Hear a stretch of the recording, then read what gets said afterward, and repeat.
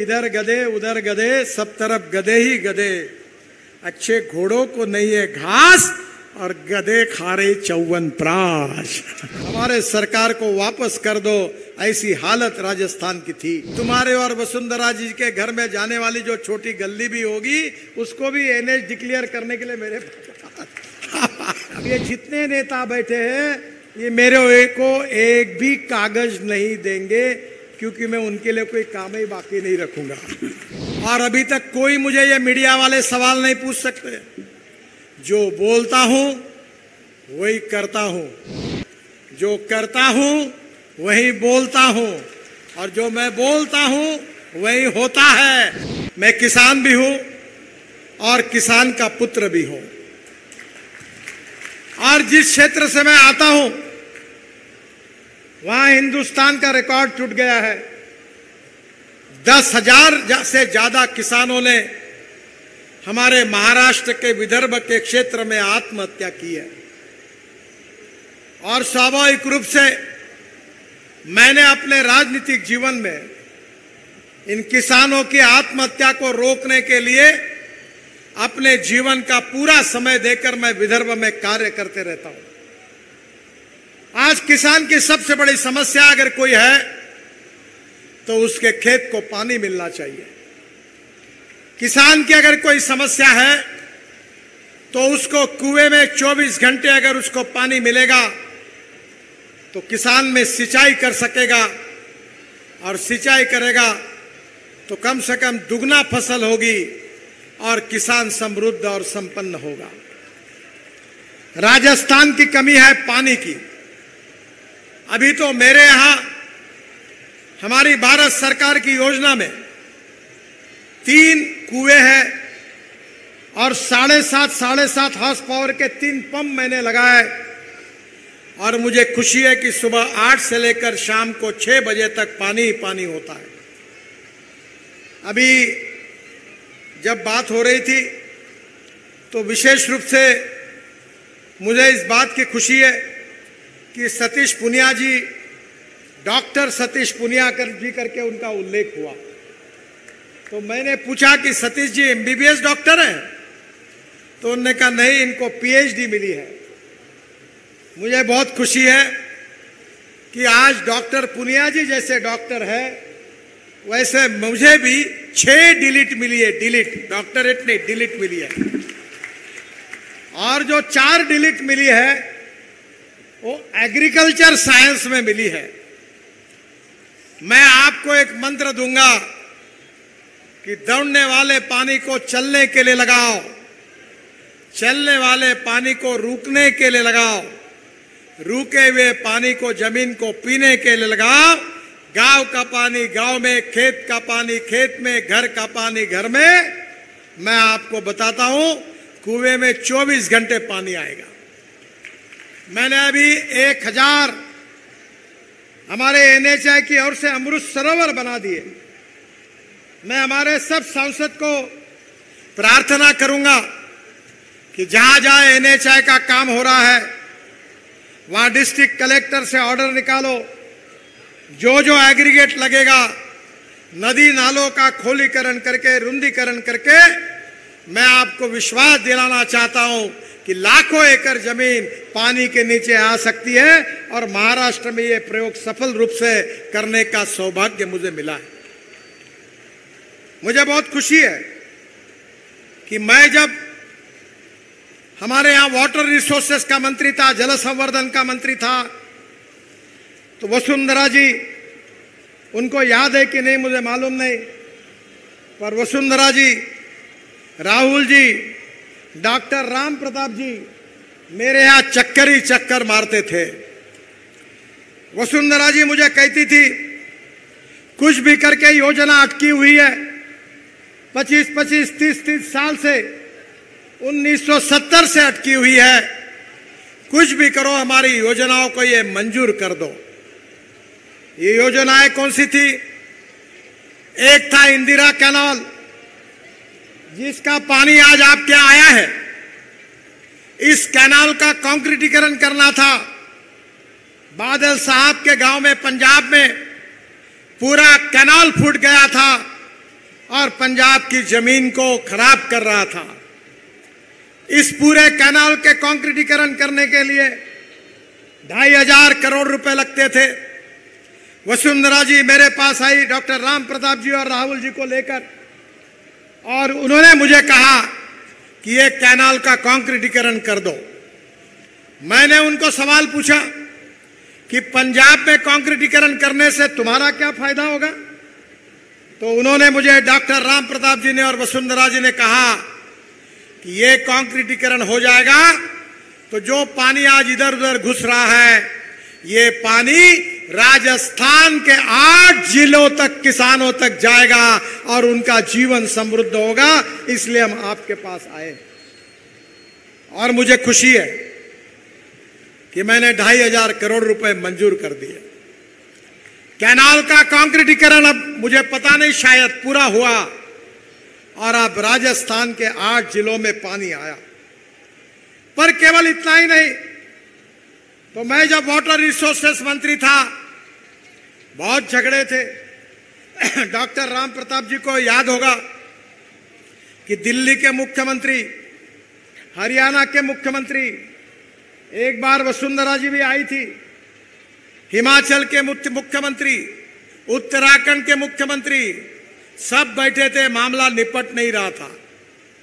मैंने बोल दिया कि याद रखो, जब तक सवाल सुलझाया नहीं जाएगा, जब तक फुल स्टॉप नहीं लगेगा, तब तक दरवाजा, इस मीटिंग हॉल का दरवाजा नहीं खुलेगा। और मुझे खुशी है कि 1965 से 2019-20 तक कोई मामले निपटे नहीं थे। राजस्थान, हरियाणा, पंजाब, सब जगह पानी मिलता, पानी मिल नहीं रहा था, बाढ़ आ रही थी, लोगों का नुकसान हो रहा था। पर वसुंधरा जी के नेतृत्व में डॉक्टर राम प्रताप जी, राहुल जी अनेक बार मेरे पास चक्कर काटते थे, उनके मेहनत को फल मिला और लखवाड़ बहुउद्देशीय परियोजना, रेणुका बांध परियोजना, किशाऊ बांध परियोजना, ताजेवाला बैराज से राजस्थान को पानी देने वाली योजना, ये कंक्रीटीकरण इंदिरा कैनाल का, ये सब योजना को मंजूरी मिली। इतना ही नहीं, तो विशेष रूप से मुझे याद है कि यमुना लिंक का पानी राजस्थान के झुंझुनू एवं चुरू जिले के लिए मिलना चाहिए। इसलिए मेरे पास वसुंधरा जी और हमारे राहुल जी, ये सब लोग आए थे। मैंने उसका एयर सर्वे कर कर, जब वसुंधरा जी चीफ मिनिस्टर थी, और स्वयं डीपीआर भी उसकी बनाई थी। और निश्चित रूप से मुझे विश्वास है कि आदरणीय शेखावत जी अब राजस्थान के हैं, वो इस कार्य को निश्चित रूप से पूरा करेंगे, ऐसा मेरा विश्वास है। मैं और एक बात बताऊंगा कि हमारे राजेंद्र राठौड़ जी ने और राहुल कासवाल जी ने मुझे 3 आरओबी सीआईआरएफ में सेतु बंधन में मांगे हैं, नोहर शहर में, गोगामेड़ी में और भादरा शहर में। मैं जाहिर करता हूं कि तीनों आरओबी को मंजूरी दे रहा हूं और जल्द से जल्द इसका काम शुरू हो जाएगा।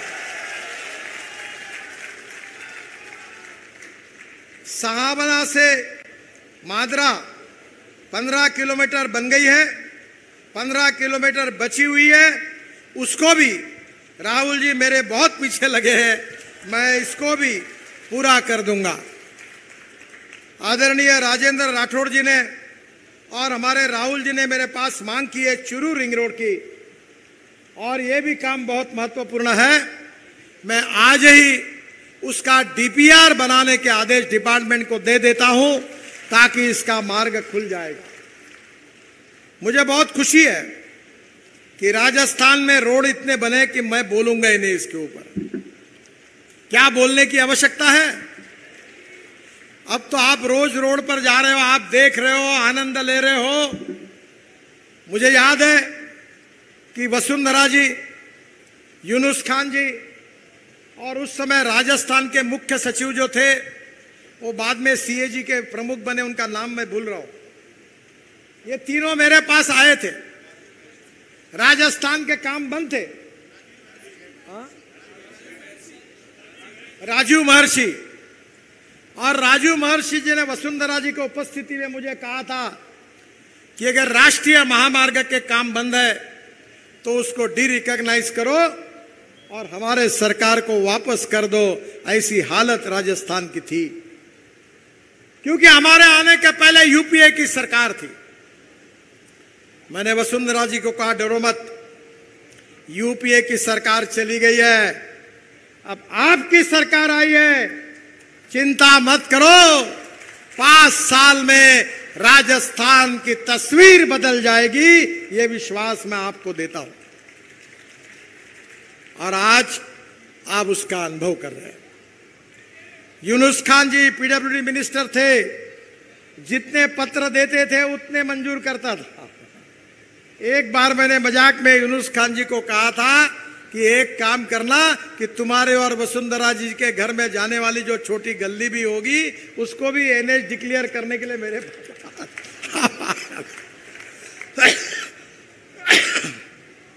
आज राजस्थान में राष्ट्रीय महामार्ग का नेटवर्क 4 गुना बढ़ा है। अच्छे अच्छे रोड बन रहे हैं। राजस्थान के राष्ट्रीय महामार्ग पर हवाई जहाज उतर रहे हैं। बहनों और भाइयों, मैं आपको इतना ही बताना चाहता हूं कि वाटर, रोड, कम्युनिकेशन और बिजली, water, power, transport and communication, ये 4 बातों का विकास जहां होगा वहां उद्योग आएंगे, वहां कैपिटल इन्वेस्टमेंट आएगी।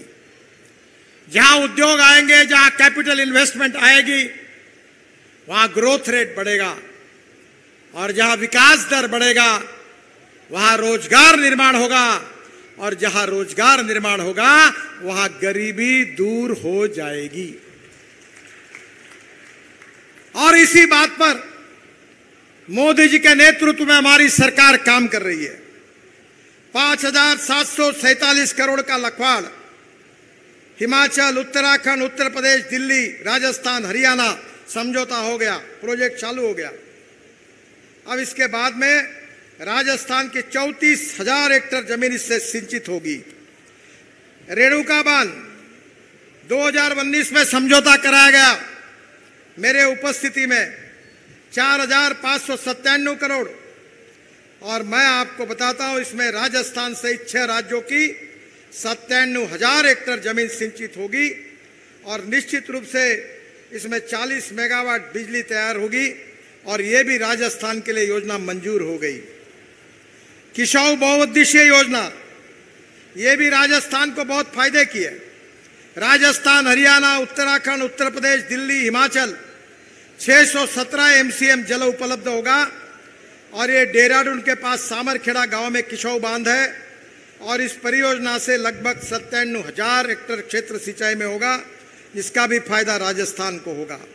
ताजेवाला बैराज, जिसके लिए वसुंधरा जी और डॉक्टर राम प्रताप जी बहुत बार आए थे, हरियाणा और राजस्थान के बीच। हरियाणा के मुख्यमंत्री सुन नहीं रहे थे, मैंने उनको कहा बाकी 2 काम मैं आपके नहीं करूंगा, और बाद में ये भी हो गया, और आज 1,917 क्यूसेक करीब 577 एमसीएम पानी राजस्थान को देने की सहमति बनी। यह निर्णय जब हुआ तब राजस्थान के मुख्यमंत्री वसुंधरा राजे थी, उनको इसका श्रेय है। यह परियोजना से झुंझुनू में लगभग 37,000 हेक्टेयर कृषि भूमि आज वहां सिंचन होगा।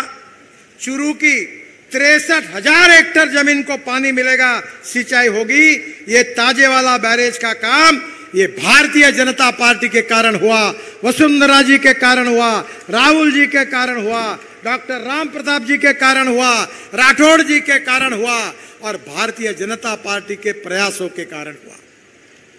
नदियों को आपस में जोड़ने की योजना हमने बनाई ताकि किसान समृद्ध बने, संपन्न बने, गांव गरीब मजदूर किसान का कल्याण हो।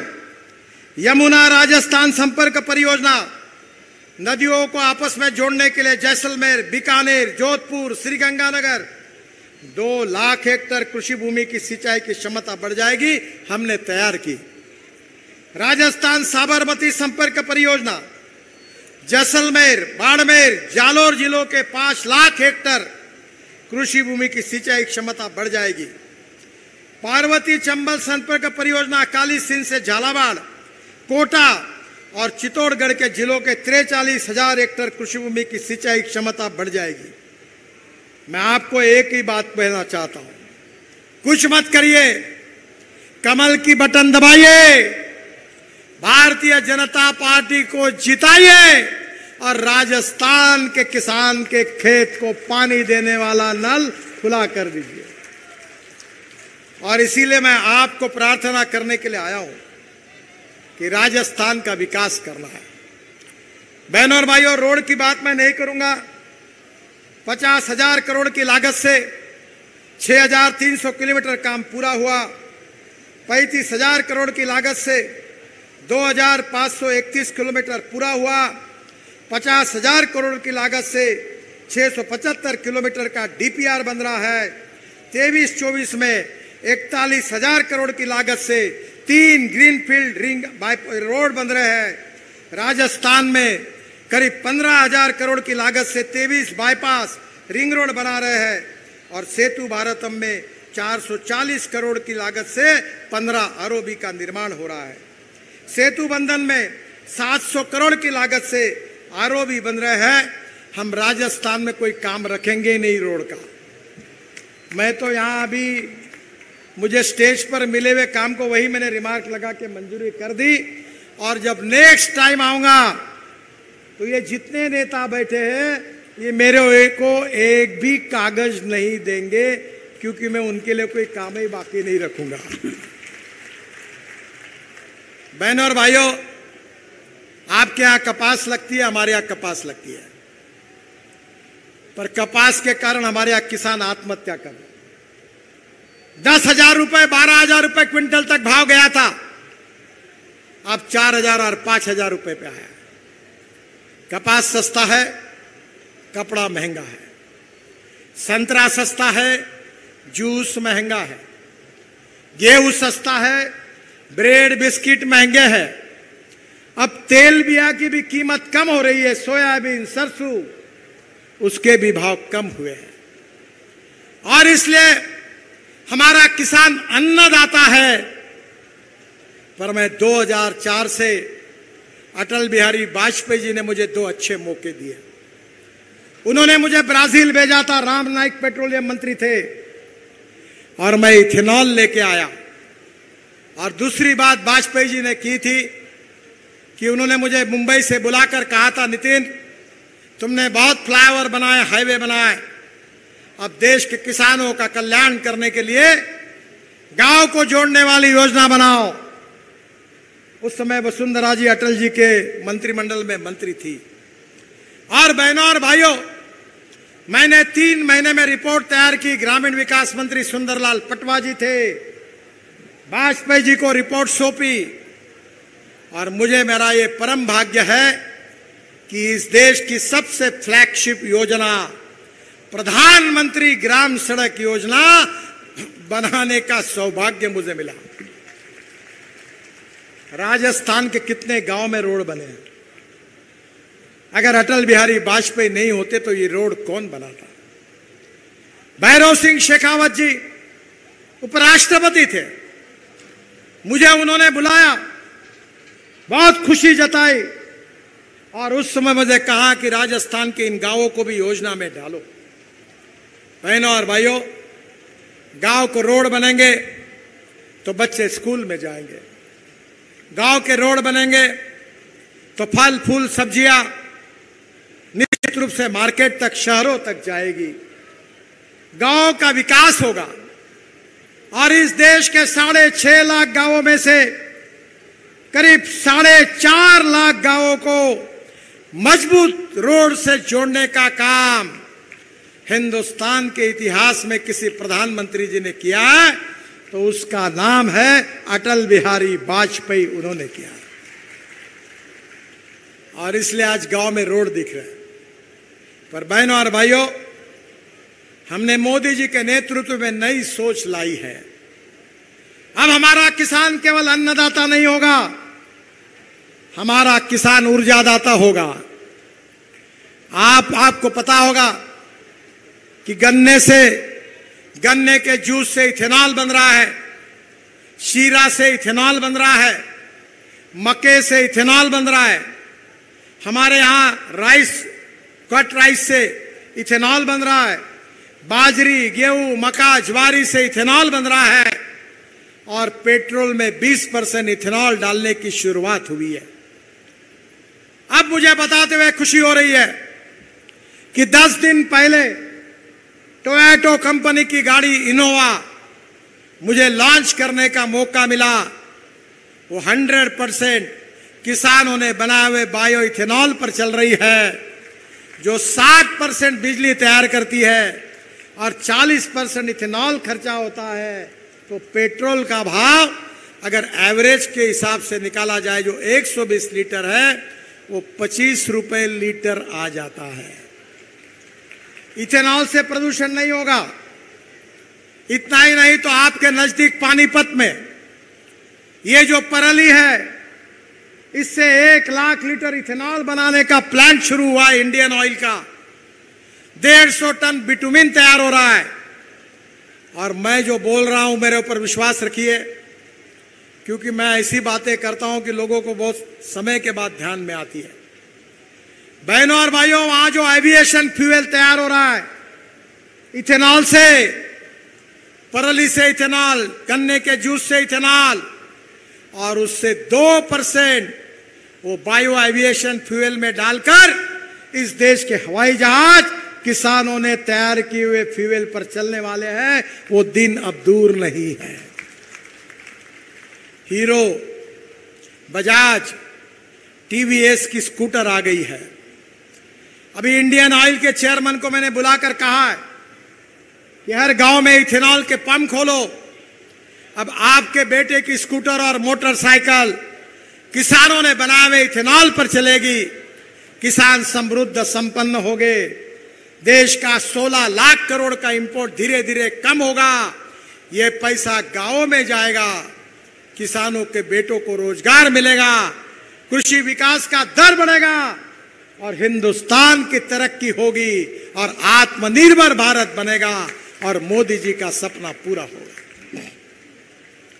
मेरे घर पर एक गाड़ी है, वो हाइड्रोजन पर चलती है। मेरा सपना है कि किसान अपने कुएं पे पानी निकालेगा, ऊपर में रूफटॉप सोलर होगा, इलेक्ट्रोलाइजर से हाइड्रोजन निकलेगा, हाइड्रोजन ट्रक और बसेस में, कार में डाला जाएगा, किसान का गैस स्टेशन होगा और ये किसान कपास, चावल, गेहूं पैदा करने वाला नहीं तो हाइड्रोजन को तैयार करने वाला होगा और करोड़पति बनेगा। ये मैं आपको बता रहा हूं। मैं खुद 3 चीनी मिलें चलाता हूं। मेरे साथ 70,000 एकड़ गन्ना है। किसानों में काम करता हूं और अभी तक कोई मुझे ये मीडिया वाले सवाल नहीं पूछ सकते। जो बोलता हूं वही करता हूं, जो करता हूं वही बोलता हूं और जो मैं बोलता हूं वही होता है। और इसलिए डंके की चोट पर आपको बता रहा हूं कि आज किसान आत्महत्या कर रहे, ये अंधेरा छटेगा, सूरज निकलेगा और विकास का कमल खिलेगा। आज किसान की प्रगति और विकास के लिए अन्नदाता, ऊर्जादाता, बिटुमिन दाता और अब हाइड्रोजन दाता। मैं आपको सही बता रहा हूं, ये गेहूं, चावल, मक्का, बाजरा लगा के तुम्हारी जिंदगी बदल नहीं सकती। कितना भी उत्पादन निकालो भाव कम हो जाता है, कम निकालो भाव ज्यादा होता है। अब बहनों और भाइयों, diversification of agriculture towards energy and power sector ये देश की आवश्यकता है। और इसलिए मेरे किसान भाइयों, राजस्थान में आज कांग्रेस की सरकार है। पर देश में मोदी जी के नेतृत्व में एनडीए की सरकार है। आप भारतीय जनता पार्टी की सरकार लाओ राजस्थान में, जो रोड बनाएगी, जो किसान को पानी देगी, जो फसल के सही दाम देंगी, गांवों को समृद्ध संपन्न बनाएगी, किसान के बेटों को रोजगार देगी, गांव गरीब मजदूर किसान का कल्याण करेगी। स्मार्ट सिटी नहीं, स्मार्ट विलेज बनेंगे, अच्छी स्कूल आएगी, अच्छे अस्पताल आएंगे और गांव समृद्ध बनेंगे। पर यह तभी हो सकता है कि राजस्थान में भी भारतीय जनता पार्टी की सरकार, दिल्ली में भी भारतीय जनता पार्टी की सरकार और ये डबल इंजन की सरकार बुलेट ट्रेन के स्पीड से जब दौड़ेगी तो तकदीर आपका बदलेगा, भविष्य आपका बदलेगा, भविष्य किसानों का बदलेगा। और इसी बात के लिए आपसे अनुरोध करने के लिए मैं आया हूं। परिवर्तन करिए, बदल करिए, फिर से एक बार पुराने भारतीय जनता पार्टी के शासन को याद करिए।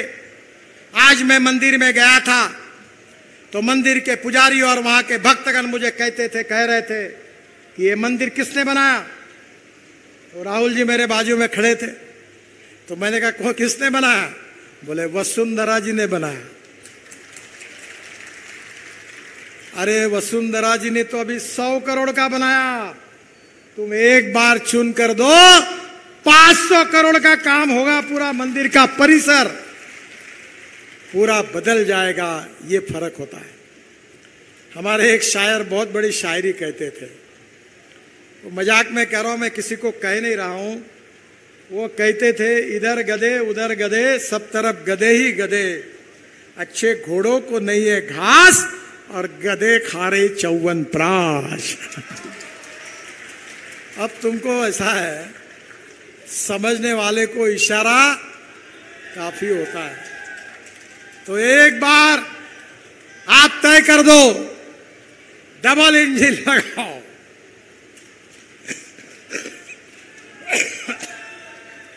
राजस्थान के तकदीर को बदलो, गांव गरीब मजदूर किसान की भविष्य को बदलाओ, युवाओं को रोजगार तैयार करो।